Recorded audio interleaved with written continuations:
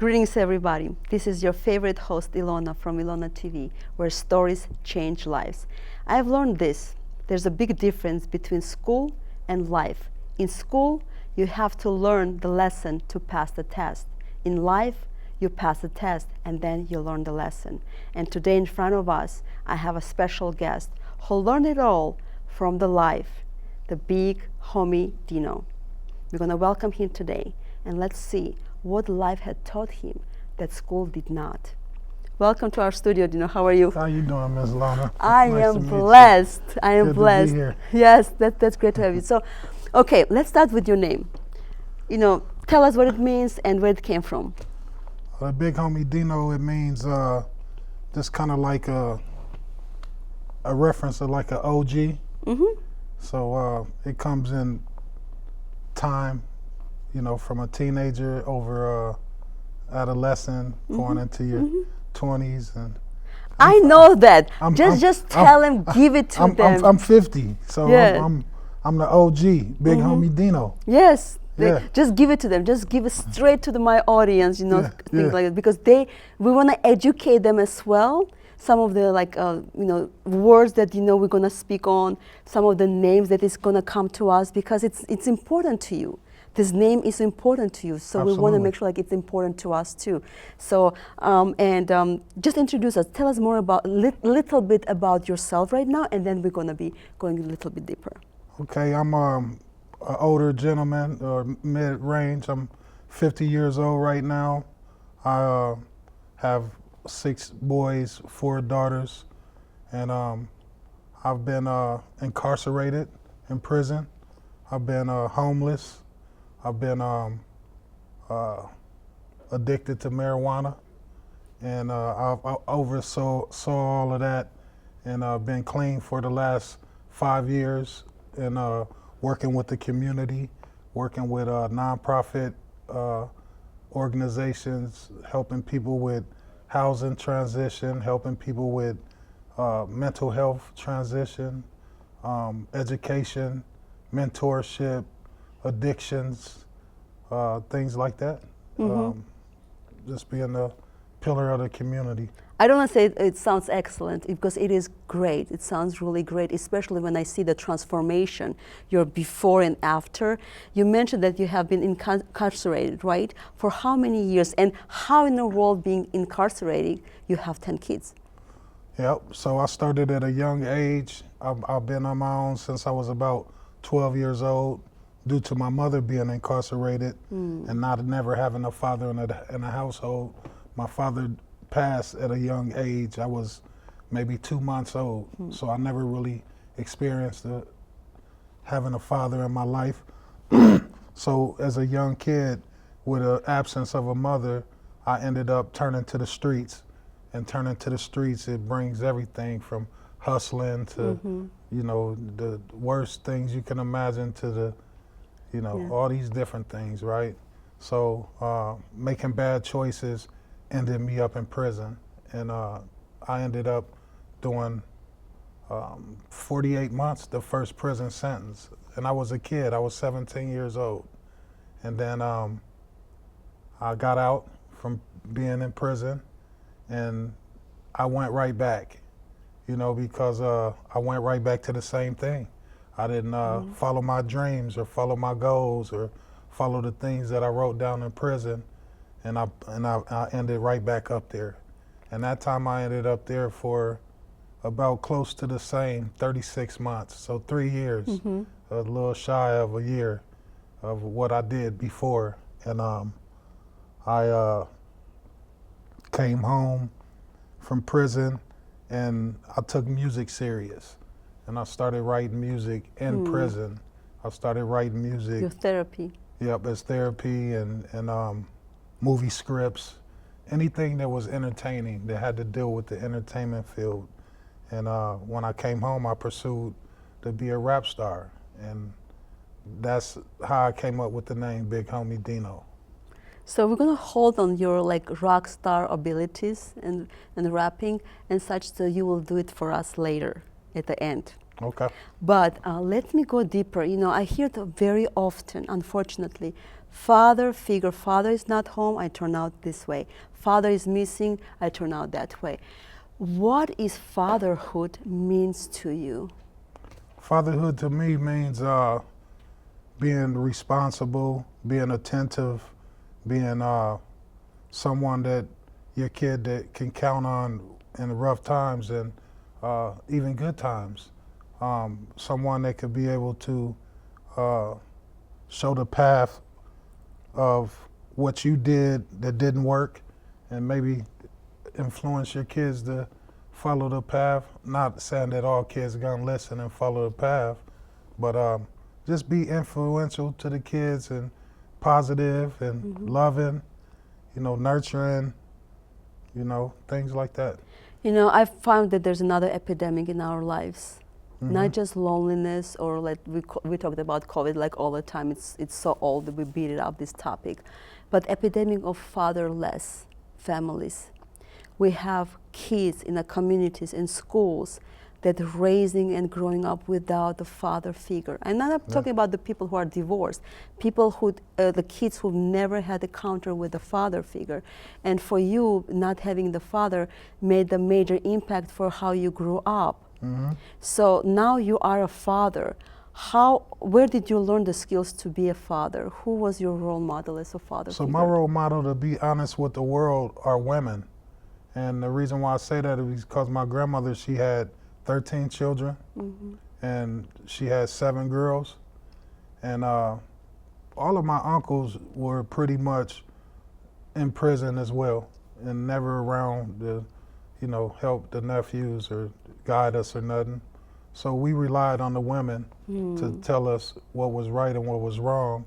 And we learned from the women, from them dealing with multiple guys and different guys and stuff like that. So the ability to learn from women that are my family, and then maybe a fiance that's been around 2 years, end up being a husband, been around now forever, you know, things like that. And adapting again back to the streets, you know, different characters in the street that I looked it up to, that I thought that was pretty good as being a leader and a definition of what a man is supposed to be like. How do you want to be remembered? I want to be remembered as a loving, a happy person. Just a happy person, loving. That's not bad, you know. I like the smile on your face. That's what's missing, I think, in our communities too. They see the male figure and they see the static facade on his face. They're always either upset, mad, but always some kind of like very uncomfortable face. But when you put a little bit of gesture, mimic, or smile, that makes it so easy for somebody to communicate and contact you back. Absolutely. So how do you want your kids to remember you by? I want my kids to remember me as the guy that did everything that I could to save them. Why do they need to be saved? It's a cold world. It's a cold place, you know. What abilities or skills did you teach your children that you've never received from your father or any male figures? Be responsible, to be accountable, to be honest, and choose your friends wisely. Let's talk about friends. How did you choose your friends? I choose my friends by their character. What is important in your character? Trust. Trust is number one. How do you define the trust, and how do you test trust? Define trust, it comes over time. It needs to be built. It's something that has to be built. That's how you test it. That's how I test it. How do you define it? How do I define it? Through communication, through favor. Soul connection, something in there and such. So have you ever in your life had to abuse the trust of somebody else? Yes. Yep. And how did it turn out? What lesson have you learned from it? Don't hurt people you love. Mm-hmm. Yeah. Because it hurts you back. Yeah. And it's gonna like haunt you back as well too. Absolutely. Right. So like let's talk about your children for a while, right? You said you have 10 Yeah. children, Yeah. right? So what are the ages? The ages are From 2. 32 all the way to 16. 16. How do you manage that crowd? Well, now most of them are older. Yeah. So now I have grandkids. Mm-hmm. And the way I manage is just staying tight knitted. Just, letting them know that I'm here. Okay. What do they know about you? They know that I don't take no crap. Mm-hmm. Say it as it is. Go for it. We've heard it all here, believe me. That's what they always say. Uh-huh. Do they know about your past? Did they ask you any questions about your past? No, they don't know about my past, but recently me and my younger son that's 16 years old, I shared some things about my past with him and hoping to use a tactic, scare straight, because he's kind of waving in school right now. So I try to mention some things to him, hoping that he'd think twice before skipping class. Well, your kids probably will be watching this segment of you one way or another. So Yeah. I want you to, when you speak, I want you to keep them in mind too, what you want them to also know. Absolutely. And some of the items that you probably have not shared with them, that will be a good way of opening the door conversation with them, for them to ask that why. Now they know why. Mm-hmm. Because they see who you are, but they don't know what made you a person you are today. Right. That pain, the guilt, the shame, the mistakes that you have made that shaped you the person you are today. Absolutely. Do you have any regrets? No, I don't. In your past? No. So today, let's say you have somebody in front of you that you hurt so bad in your life. What would you want to tell that person? I would want to tell that person that I am apologetic to the situation that occurred, and just, can I have a hug? You're the hugger. Yeah. And you believe that in the personal touch it kind of can go away. Yeah. So what part of you have not forgiven yet? What part of me haven't I forgiven yet? With myself? Mm-hmm. I've forgiven myself. Everything. I'm pretty, I don't know. Do you have anybody in your life that did you so wrong that you still have to yet to forgive? Yes, several people. Can you speak to them right now in the camera number 3, right here, and tell them what you want to tell them, as if they were here? I feel like my cousin is wrong for misleading others with false narratives about your big cousin. Talk to him directly. And it makes me feel like we're not related, like you have no care. Mm-hmm. Say more things to him. And that don't feel good. It hurts. Mm-hmm. It hurts for you to think of me like that. It hurts for you to make up lies. It hurts. If he comes to you and say, "Forgive me, cuz," what would you do? I will forgive him. Give him a big hug? Yeah.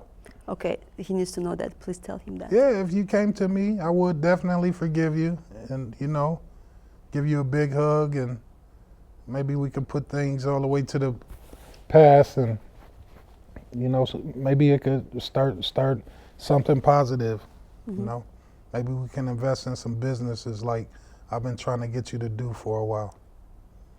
I love it. It takes the courage for a man to say what they say, especially when it comes to the forgiveness. You know that the macho people never apologize, but the real men do.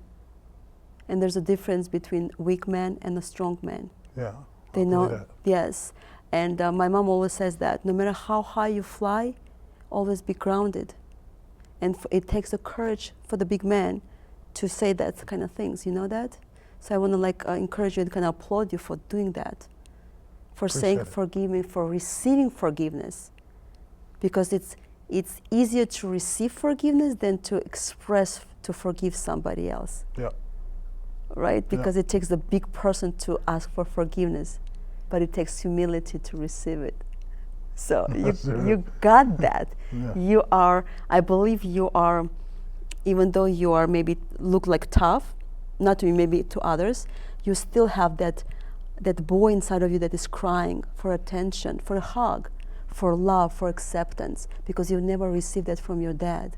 And I think you're looking at kind of things, attributes to every male figure that comes to your life, such as your friends, because you test them by what? By trust. Trust is important to you. You never received the trust from any male figure in your life. Do you think your kids can trust you? Half and half. Half and half. Yeah. What is the half and half? I think the half that could trust me really believe that they could trust in me, and then the other half are afraid because of what you said, that stigmatism of he's a mean guy, he's not going for it, that type of deal. It takes a while for them to get to know you, but I'm sure, like you said, if one of you will make a step towards somebody else, I'm sure if you're a forgiving guy and you would accept forgiveness from your cuz who did it wrong and spread so much lie about you, do you think your kids would not be willing to forgive you if you made one step closer to them? Yeah, they would. Yeah, because it does take a courage for someone like you to make a first amend, to make the first step towards them. Because kids are just like you were expecting for the father that never came back to you at the age of 2 months and more. They're expecting the same thing to you. They want the real father to come to kind of say these kind of things to them too. And I want to see the tears in the man. I really want. In my culture, growing up in the Soviet Union, you know what they told us? Real men don't cry. I never heard or seen men crying until I got to this country, United States. I didn't know physically that men could produce tears, period. I'm like, how in the world it's possible? But then I realized that it does take a courage for men to do that. Men need that too, and real men need that. They talk, you have to be tough, you have to be this, do not show your emotions. We could not show our emotions. I came to this country and they're like, you don't love us. I could not show anyone love. I could not. I was afraid I would be seen as a weak woman or weak person. But when I start doing it, I'm like, wow, that's a relief. It elevates people to the next level. Absolutely. So what is it in your life right now that you're missing that you still need to work on? Everything. Define everything. Give me at least 3 things that you feel you need to work on yourself, Rodney. I need to work on communication. I need to work on time management. And I need to work on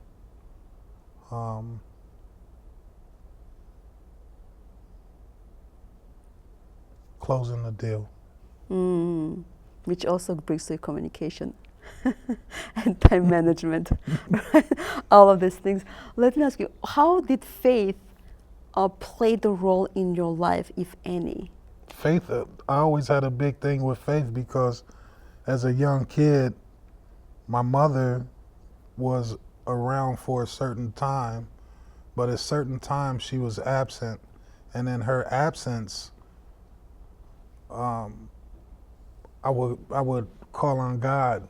So my faith comes from a long way. Personal encounter, right? Yes. From something that is bigger and greater than me. Yes, yes. So God been working with me for a long time. how did you see your faith grow right from where you came, where you encounter first, and now? How would you measure it?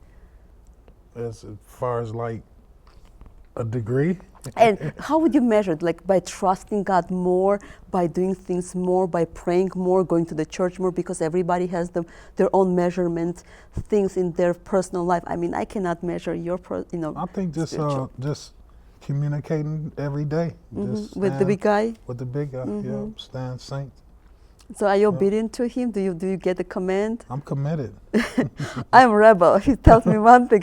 I'm like, nope. He's like, hey. He comes from different directions to get me. I'm like, God, seriously? I said, no, what? He comes around the different corners. So does he, what things does he use to you to get you? He use employment. He use people. I deal with a magnitude of 100 people a day minimum. Oof, that's exhausting. Yeah. I had to manage 300 people, and I'm like, whoa. Yeah. I'm at that point right now, and I've been doing it now for close to 4 years, and it's becoming exhausting. Yeah, it is, but it's not impossible. No, it's not impossible. Because I still give people faith. I still give them hope. Yes. I still give sympathy. I still push that's why life you do what you do. Yeah, because like our employees are the heartbeat of our organization.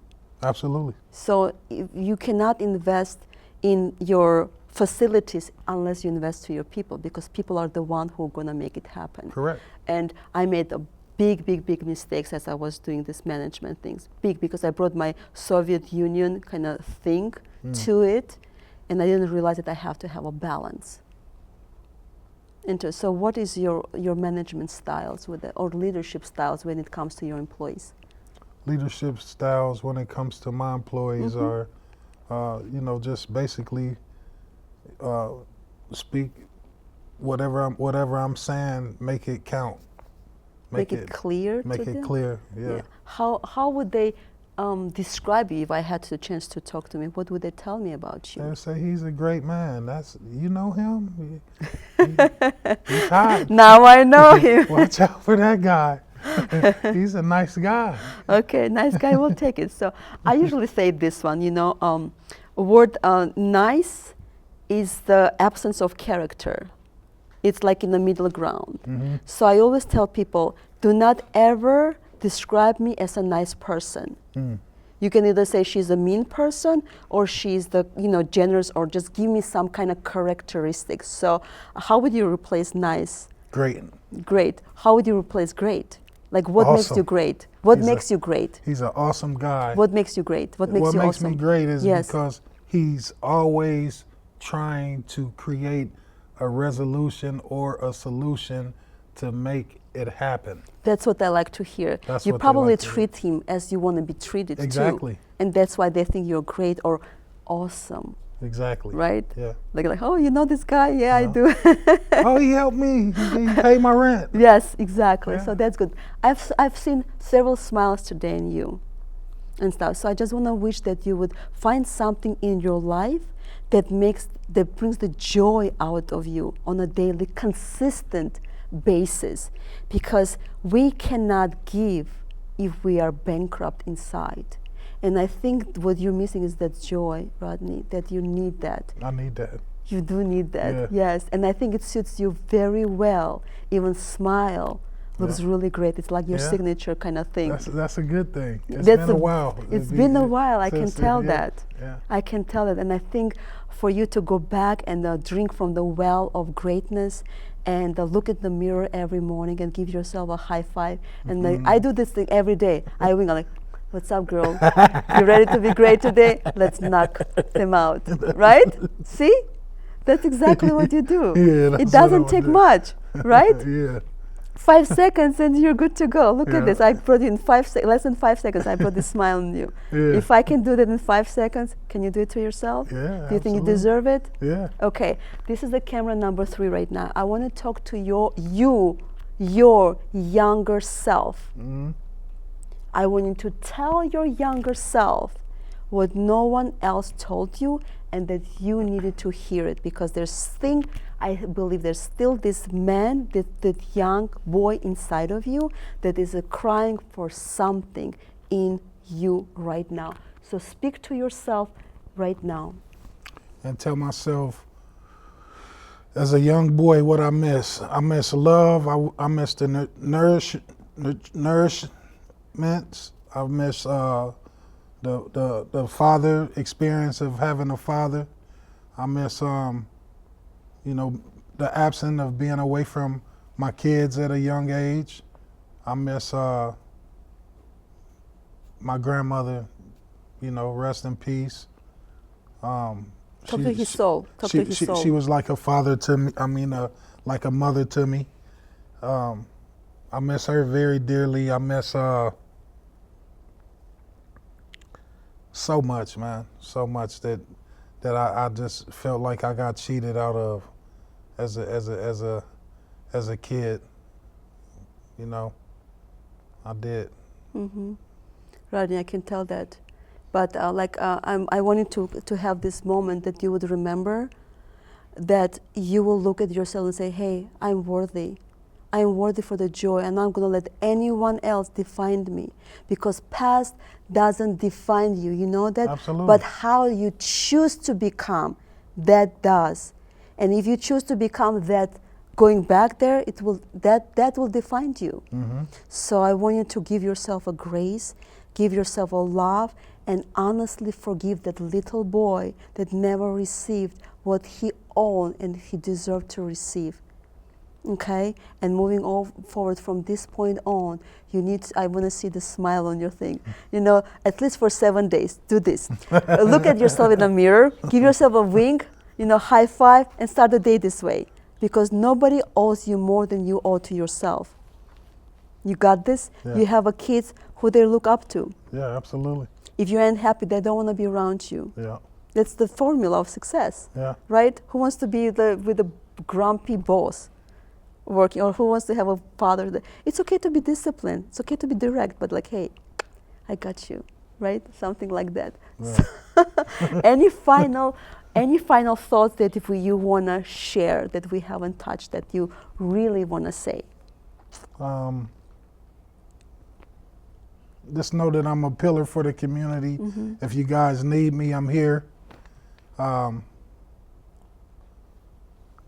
If you need services as far as landscaping, snow removal, professional snow removal is here. If you need house cleanings or business cleanings, King Signature Cleaning Company is available. If you need cars detailed, of course, it's Heaven's Touch, always available. And yeah, that's it. That's it. That's great. We're going to put all of your information, contact information, down below in the description so people can go look you up and be able to follow you, because people will not want to work with you unless they know you. Yeah. Now they know your heart, that you're so humble, so relatable, you're awesome, you're great, right? Because you treat others as you want to treat yourself. Right? Yeah. Sounds good? Yeah, sounds so good. Today to you, I want to say this one and leave you with the final thoughts. No matter how high do you fly, always stay humble. And remember that every person has identity inside of themselves.